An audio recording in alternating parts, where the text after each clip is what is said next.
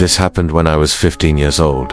My younger brother was 13. Our parents had gone out for the night, and since we were old enough, they trusted us to stay home alone. Honestly, we loved it. Every time they went out, my brother and I would head straight to the basement, play Mario Kart on the Wii, and eat frozen pizza. It was our little tradition. That night was no different. We were down in the basement for about an hour, laughing, racing each other, when the phone rang. Back then, almost every home still had landline phones, and our parents had one rule: keep the phone nearby in case they called. I picked it up and saw it was one of my friends from school. I answered, but not even 10 seconds into the call, I heard it, breathing, heavy, slow breathing on the other end of the line. I asked my friend if it was him messing with me, but he swore it wasn't. Then he heard it too. We both just went quiet, listening, and that breathing didn't stop. Finally, freaked out, my friend said he'd call me back later, and he hung up. I set the phone down and told my brother what had just happened. I'll never forget the look on his face. His expression went pale. He asked me, what if the breathing wasn't coming from the other end? What if it was from one of the other phones in the house? The thought made my stomach drop. Every floor of the house had a phone connected to the same line. If the breathing was from our house, that meant someone else was upstairs. Listening, we grabbed each other, terrified, but we knew we had to check. Slowly, we went upstairs to the ground floor.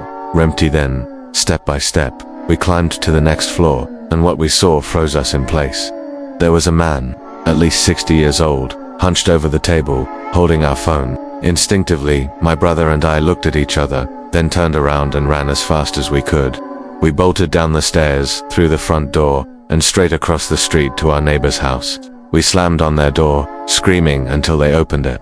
The moment they did, we rushed inside and told them everything we had just seen. Without hesitation, they called the police and then called our parents. When the police finally arrived, they searched the house top to bottom, and they found him, the same man we had seen standing at the table.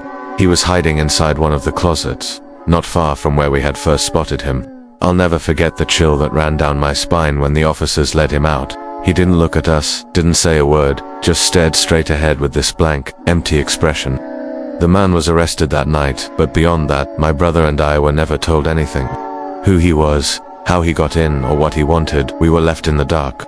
Even now, years later, I can still remember the sound of that breathing through the phone, and the moment we realized it might not be coming from the other end of the call. It's something that has stayed with me ever since. I'm 25 now, and I still think about that night more often than I'd like to admit.